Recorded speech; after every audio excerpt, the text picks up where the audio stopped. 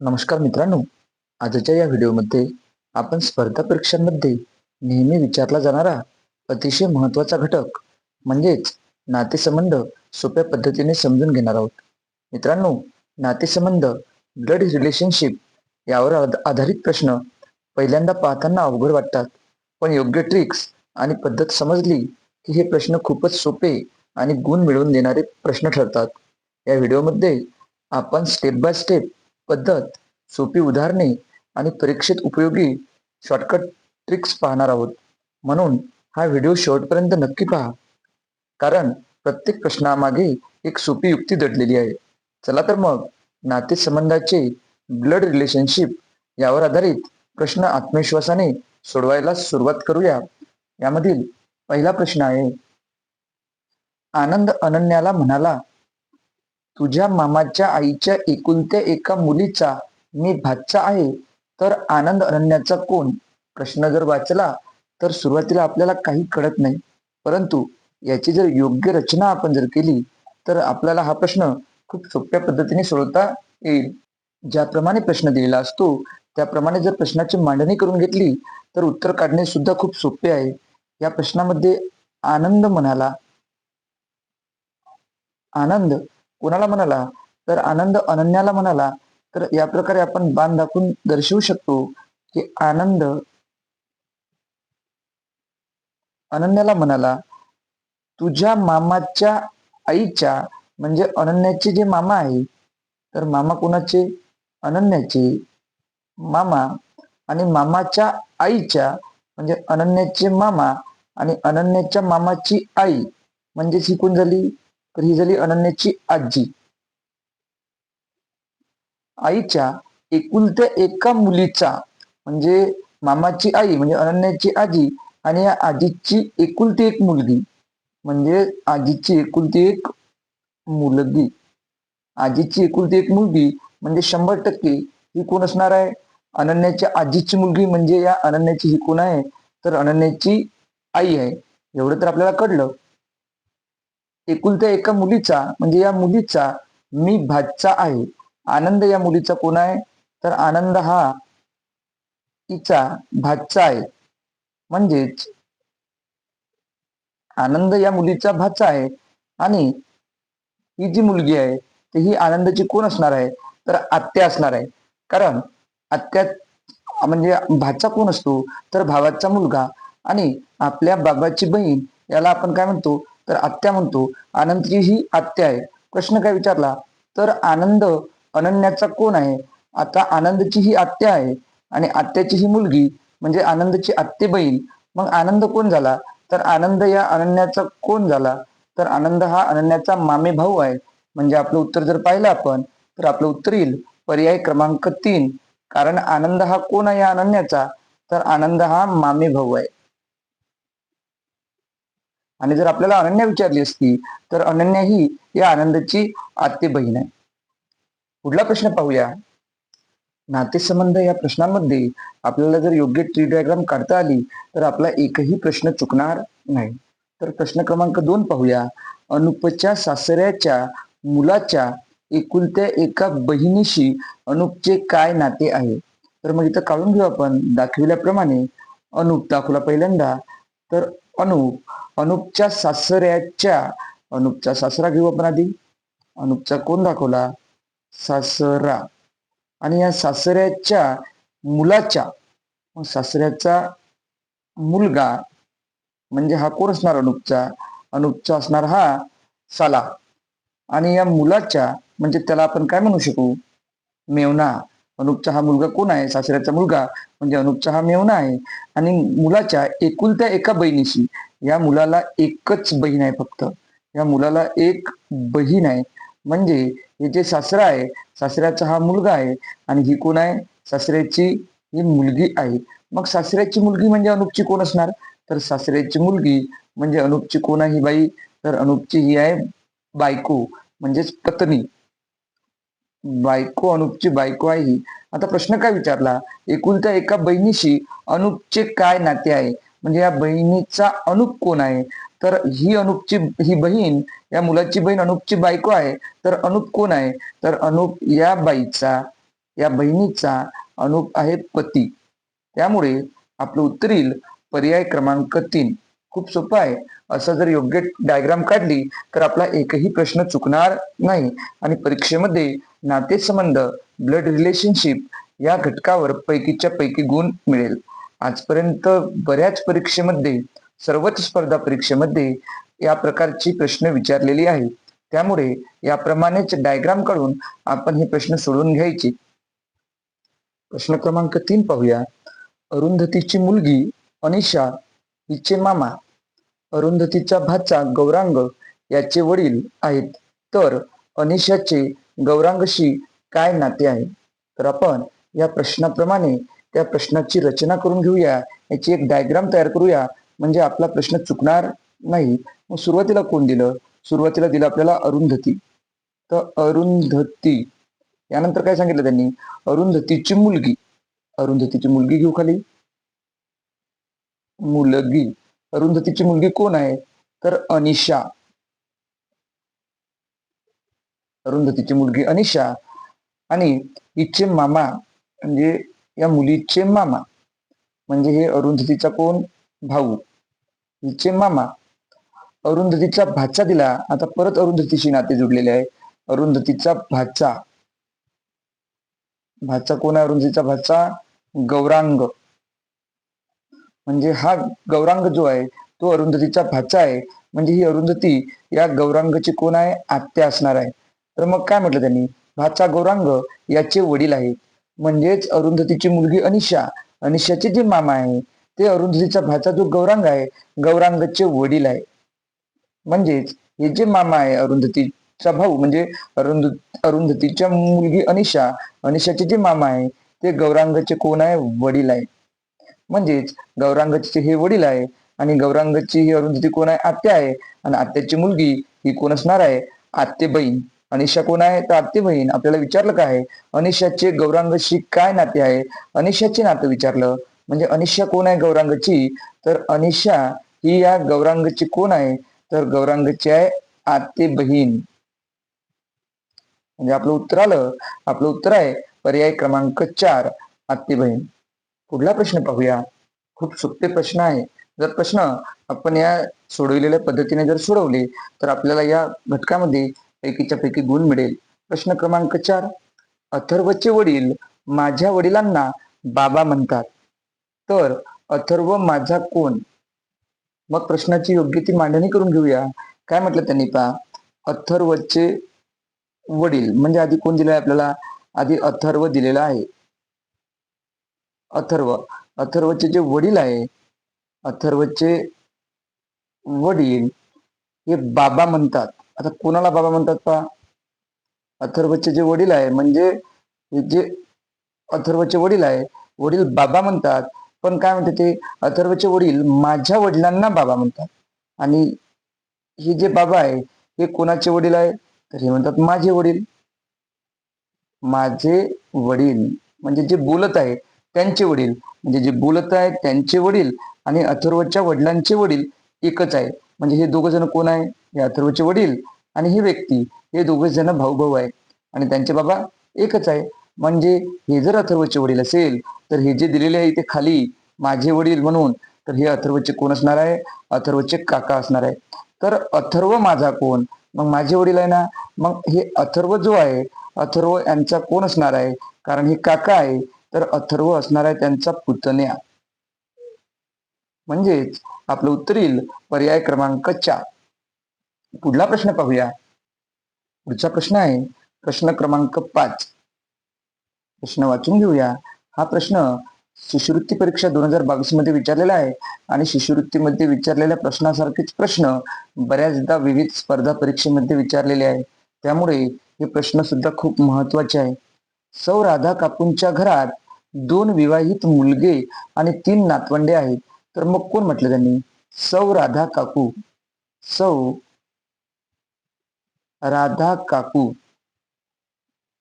या सौ राधा काकूंच्या घरात 2 विवाहित मुलगे आणि 3 नातवंडे आहेत. 2 विवाहित मुलगे. तर इथे विवाहित मुलं काढून घेऊ आपण. हे एक विवाहित मुलगा आणि इथे त्यांची सोबत त्याची पत्नी असेल, इथे दुसरा विवाहित मुलगा, इथे पण सोबत त्याची पत्नी असेल आणि या दोघांना मिळून 3 मुले आहे, म्हणजे 3 नातवंडे आहे कोणाला? राधा काकूला. एक तर याला 2 असेल पहिल्याला आणि या दुसऱ्याला 1 मुलगा किंवा मुलगी असेल, म्हणजे असे झाले 3. तर त्यांच्या घरात कमीत कमी किती माणसे असतील? तर आपल्याला माणसांची संख्या ओळखायची आहे, तीही कमीत कमी. तर मग आता पाहू, इथे काय दिलं? बरेच मुलं इथे चूक करतात. इथे सौ राधा काकू, म्हणजेच इथे राधा काकूला सुद्धा त्यांचे मिस्टर आहेत, कारण इथे सौ दिलं. मग आता मोजून घेऊ आपण. 1 आणि 2, 3, 4 ही त्यांच्या पत्नी मुलाची म्हणजे राधा काकूंची सून, म्हणजे 1, 2, 3, 4, 5, 6 दुसरा मुलगा, दुसरी सून, हे 7 आणि 8 हे 2 नातू आणि हे 1 नातू, म्हणजे 8 आणि 1 9. म्हणजेच कमीत कमी किती माणसे असतील त्यांच्या घरात? तर त्यांच्या घरात कमीत कमी 9 माणसे असतील. म्हणजे आपलं उत्तर येईल पर्याय क्रमांक 4. प्रश्न क्रमांक 6. तन्मय सुनैनाला म्हणाला, मी तुझ्या आजीच्या एकुलत्या एका अपत्याचा नातू आहे. तर तन्मयचे सुनैनाशी काय नाते आहे? तन्मय सुनैनाला म्हणाला. मग तन्मय काय म्हणाला? आपण जशीच्या तशी मांडणी करून घेऊया. तन्मय तन्मय कोणाला म्हणाला? तर तन्मय सुनैनाला म्हणाला. सुनैना. तन्मय सुनैनाला काय म्हणाला? मी तुझ्या आजीच्या, म्हणजे सुनैनाला म्हणाला की सुनैनाची जी आजी आहे, मी तुझ्या आजीच्या एकुलत्या एका अपत्याचा, म्हणजे आजीचा मुलगा, अपत्य म्हणजे मुलगा किंवा मुलगी, अपत्य म्हणजे मुलगा पकडू आपण, म्हणजे सुनैनाची आजी म्हणजे आजीचा मुलगा, म्हणजे हे कोण असणार आहे सुनैनाची? हे सुनैनाचे असणार आहे बाबा, वडील. वडील एकुलत्या एका अपत्याचा नातू आहे, म्हणजे तन्मय कोणा यांचा? हा जो तन्मय आहे यांचा आहे नातू. हा तन्मय कोणा म्हणतो? तन्मय नातू आहे यांचा, म्हणजे तन्मयचे हे कोण आहे? तन्मयचे हे आजोबा आहे. तन्मयचे हे कोण आहेत? तर तन्मयचे हे आजोबा आहेत. मग पाहता सुनैनाची आजी आणि आजीचा मुलगा, म्हणजे सुनैनाचे जे बाबा आहेत, सुनैनाचे जे बाबा आहेत, तर ते तन्मयचे आजोबा आहे. म्हणजेच मग काय असणार आहे? तन्मयची ही कोण असणार आहे? आई. कारण सुनैनाचे जे बाबा आहे, वडील, ते तन्मयचे आजोबा आहे. म्हणजेच काय म्हटलं? तन्मयचे सुनैनाशी नाते काय? तर तन्मय कोण आहे सुनैनाचा? तर तन्मय हा सुनैनाचा कोण आहे? मुलगा आहे. मुलगा आहे, म्हणजे आपलं उत्तर येईल पर्याय क्रमांक 4. पुढला प्रश्न पाहूया. पहा, या पद्धतीने जर प्रश्न सोडवले तर तुम्हाला हे सर्व प्रश्न सोपे वाटत असतील. जर आपण फक्त प्रश्न वाचला आणि समजून घेण्याचा प्रयत्न केला तर ते आपल्याला सुटणार नाही आणि सोडविला तरी चूक होण्याची शक्यता जास्त असणार. त्यामुळे याप्रमाणे डायग्राम काढूनच आपण हे ब्लड रिलेशनशिप यावर आधारित प्रश्न सोडवायचे आहेत. प्रश्न क्रमांक 7. प्रथमेश हा सुगंधाच्या मुलाचा काका आहे. तर प्रथमेशचे सुगंधाशी काय नाते आहे? प्रथमेश जो आहे तो कोण आहे? पहा, प्रथमेश आपण मांडणी करून घेऊया जशीच्या तशी. प्रथमेश हा सुगंधाच्या मुलाचा काका आहे. मग प्रथमेश इथे बाजूला काढून घेऊ आपण. सुगंधा यांचा काही संबंध दाखवला नाही, त्यामुळे प्रथमेश वेगळा, सुगंधा वेगळी. आणि सुगंधाचा जो मुलगा आहे, सुगंधाचा मुलगा, आणि या मुलाचा हा प्रथमेश कोण आहे? तर हा प्रथमेश काका आहे. म्हणजे हा मुलगा प्रथमेशचा कोण असणार आहे? पुतणे असणार, भावाचा मुलगा असणार. त्यामुळे तर प्रथमेशचे सुगंधाशी काय नाते आहे? तर प्रथमेशचे, सुरुवातीला प्रथमेशचं नातं विचारलं तर मग मला सांगा, हा कोण आहे? काका आहे या मुलाचा. म्हणजे या मुलाची जी आई आहे, तर ही आई या प्रथमेशची कोण असणार आहे? वहिनी असणार आहे. म्हणजेच प्रथमेशचे कोण आहे? तर या सुगंधाची, हा जो प्रथमेश आहे, हा प्रथमेश असणार आहे दीर. आपल्याला इथं नातं कोणाशी विचारलं तर प्रथमेशचे नाते विचारले, तर प्रथमेश कोण आहे? तर प्रथमेश हा दीर आहे. त्यामुळे आपलं उत्तर येईल पर्याय क्रमांक 1. पुढला प्रश्न पाहूया. प्रश्न क्रमांक 8 पाहू आपण. प्रश्न क्रमांक 8 आहे, सोहम हा पियुषच्या सासऱ्याचा मुलगा आहे. सोहमच्या भाच्याचे पियुषशी काय नातेसंबंध आहेत? मग आधी काय दिलं त्यांनी? आधी हा सोहम दिलेला आहे, तर सोहम लिहून घेऊ. सोहम हा पियुषच्या सासऱ्याचा मुलगा. आता हा पियुषशी सोहमचा संबंध नाही दाखवला, परंतु कोणासोबत दाखवला पहा. हा पियुष लिहू बाजूला. पियुषचे जे सासरे आहेत, पियुषचे जे सासरे आहेत, या सासऱ्यांचा मुलगा हा सोहम आहे. सासऱ्यांचा मुलगा हा सोहम आहे. म्हणजेच हा जो सोहम आहे या पियुषचा कोण असणार आहे? पियुषचा आहे मेहुणा. मग पुढे काय म्हटलं? सोहमच्या भाच्याचे, सोहमचा जो भाचा आहे, सोहमचा भाचा. आता भाचा कोणाला म्हणतो आपण?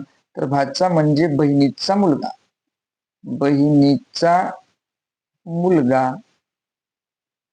म्हणजे सोहम हा मेहुणा आहे पियुषचा. म्हणजे पियुष कोण आहे सोहमचा?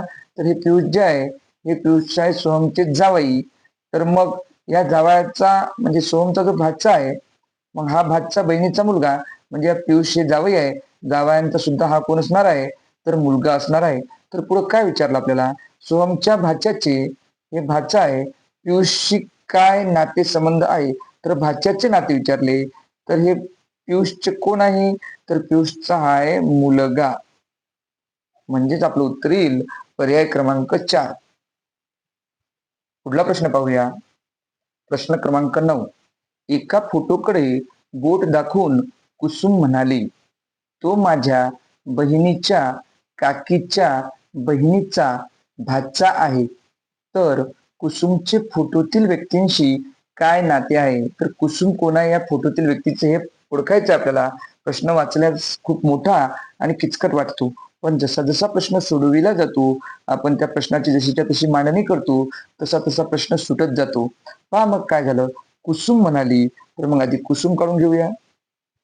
कुसुमनं काय केलं? एका फोटोकडे बोट दाखवून म्हणाली. मग एका फोटोकडे आता या फोटोकडे बोट दाखवून कुसुम म्हणाली. इथे फोटो काढून घेऊ आपण. या फोटोकडे बोट दाखवून कुसुम म्हणाली, तो म्हणजे हा फोटोतील व्यक्ती, तो माझ्या बहिणीच्या म्हणजे कुसुमची जी बहीण आहे, माझ्या बहिणीच्या काकीच्या म्हणजे बहीण, बहिणीची काकी म्हणजे काकू, म्हणजे बहिणीची काकू म्हणजे कुसुमची सुद्धा ही कोण आहे? काकूच आहे. बहिणीच्या नाही, बहिणीच्या काकीच्या बहिणीचा, ज्या काकीची सुद्धा बहीण, बहिणीचा भाचा आहे. बहिणीचा भाचा कोण आहे? तो म्हणजे हा फोटोतील व्यक्ती. या बहिणीचा हा कोण आहे? भाचा. मग भाचा म्हणजे कोण असतो? आपण आधीच पाहिला. भाचा म्हणजे कोण? तर बहिणीचा मुलगा. भाचा म्हणजे कोण असतो? बहिणीचा मुलगा. या काकीची ही बहीण आणि या बहिणीचा हा फोटोतील मुलगा आहे. हा जो मुलगा आहे या बहिणीचा भाचा आहे. मग हिची बहीण कोण आहे? ही आहे. म्हणजे हा जो व्यक्ती आहे फोटोतील, या काकीचा कोण आहे? हा मुलगा आहे. काकीचा कोण आहे? हा मुलगा आहे. मग कुसुमची ही काकू आणि हा कोण झाला? काकूचा मुलगा. तर कुसुमची ही कुसुम कोण आहे? या फोटोतील व्यक्तींशी नाते काय? मग या फोटोतील व्यक्तीची ही कुसुम कोण आहे? काकूचा मुलगा. आणि मग ही कुसुम कोण असणार आहे? हा चुलत भाऊ झाला काकूचा मुलगा आणि कुसुम झाली चुलत बहीण बहीण. तर मग ही कुसुम कोण आहे? तर कुसुम आहे या मुलाची चुलत बहीण. खूप सोपं आहे. याप्रमाणे जर आपण व्यवस्थित डायग्राम काढून प्रश्न सोडविला तर प्रश्न समजेल सुद्धा आणि सोडवायला सुद्धा सोपा जाईल. उत्तर आहे पर्याय क्रमांक 4, चुलत बहीण. आता 10व्या नंबरचा प्रश्न पाहूया. प्रश्न क्रमांक 10. अभिजितला 4 काका आणि 3 आत्या आहेत. त्याचे एक काका शिक्षक आहेत. तर शिक्षक काकांना अनुक्रमे किती बहीण व किती भाऊ आहेत? आधी कोण दाखवलेला आहे? आधी दाखवला आहे अभिजित. मग अभिजित काढून घेऊ. अभिजित, हा जो अभिजित आहे या अभिजितला काय म्हटलंय? हा जो अभिजित आहे या अभिजितला 4 काका आहेत. 4 काका आहेत आणि या अभिजितला तीन आत्या आहेत. म्हणजे जर विचार केला, हे 4 काका आणि ह्या 3 आत्या आणि इथे अभिजितचे बाबा पण असणार, कारण अभिजितला 4 काका आहे, म्हणजे अभिजितला बाबा पण आहे ना. म्हणजे हे 4 आणि 5, 5 आणि हे 3, तर हे 5 आणि 3 8 भावंडे आहेत. म्हणजे अभिजितचे सगळे काका, त्याचे बाबा आणि त्याच्या 3 आत्या. त्याचे एक काका शिक्षक आहेत. या 4 काकापैकी हे 4 काका आहेत आणि या 4 काकापैकी एक काका काय आहे, तर एक काका त्याचे शिक्षक आहे. तर शिक्षक काकांना अनुक्रमे किती बहिणी व किती भाऊ आहेत? हे जे शिक्षक काका आहे, तर यांना आता किती भाऊ आहे आणि किती बहिणी आहे? खूप सोपं आहे.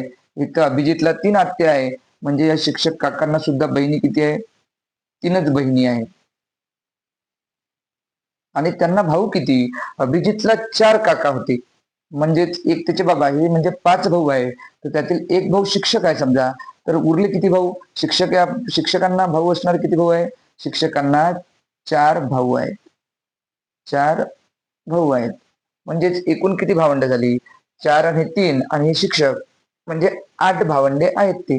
म्हणजे आता अनुक्रमे किती बहिणी व किती भाऊ आहे? म्हणजे 3 बहिणी पाहिजे आधी आणि नंतर 4 भाऊ. तर पर्याय क्रमांक 1 येणार नाही, 2 येणार नाही, 3 बहिणी व 4 भाऊ, म्हणजे आपलं उत्तर येईल पर्याय क्रमांक 3. या नातेसंबंधामधील शेवटचा आणि तेवढाच महत्वाचा प्रश्न आपण पाहणार आहोत. प्रश्न क्रमांक 11. संदेश एका फोटोकडे बोट दाखवून म्हणाला. कोण म्हणाला? संदेश. संदेश काढू आपण. संदेश एका फोटोकडे बोट दाखवून, हा इथं फोटो काढून घेऊ एक. हा फोटो फ्रेम आहे. आता संदेश या फोटोकडे बोट दाखवून म्हणाला, हा माझ्या भावाचा मामा आहे. संदेशचा भाऊ. आणि संदेशच्या भावाचा हा कोण? मामा.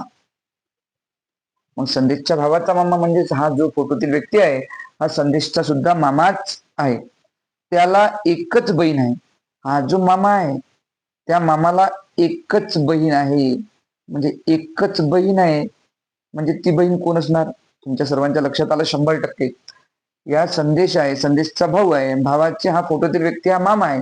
आणि मामाला जर एकच बहीण असेल, तर ती बहीण संदेशची कोण असणार आहे? तर ही बहीण म्हणजे या मामाची बहीण म्हणजे संदेशची असणार आहे आई. कारण त्याला एक तर ती मावशी असू शकते किंवा आई असू शकते, परंतु एकच बहीण असल्यामुळे ती 100% आईच असणार. म्हणजेच आपलं उत्तर येईल पर्याय क्रमांक 4. अशा प्रकारे आजच्या या व्हिडिओमध्ये आपण नातेसंबंध, ब्लड रिलेशनशिप यावर आधारित काही उदाहरणे पाहिलेली आहेत. याच प्रकारची उदाहरणे आतापर्यंत झालेल्या बऱ्याच स्पर्धा परीक्षांमध्ये विचारलेली आहेत. जर आपण आज शिकवलेल्या पद्धतीने जर आपण ही सर्व उदाहरणे सोडविले, तर नक्की आपल्याला नातेसंबंध या घटकामध्ये पैकीच्या पैकी गुण मिळतील. आणि बऱ्याच पेपरमध्ये 3 ते 4 प्रश्न या प्रकारच्या घटकावर आलेले आहेत. आपल्या सर्वांना जर हा व्हिडिओ आवडला असेल, तर या व्हिडिओला नक्की लाईक करा. मॅथ मित्र श्रीकांत सर या चॅनलला सबस्क्राईब केलं नसेल, तर सबस्क्राईब करा. आणि स्पर्धा परीक्षेची तयारी करणाऱ्या विद्यार्थ्यांना हा व्हिडिओ नक्की शेअर करा. चला तर मग भेटूया पुढल्या व्हिडिओमध्ये. थँक्यू.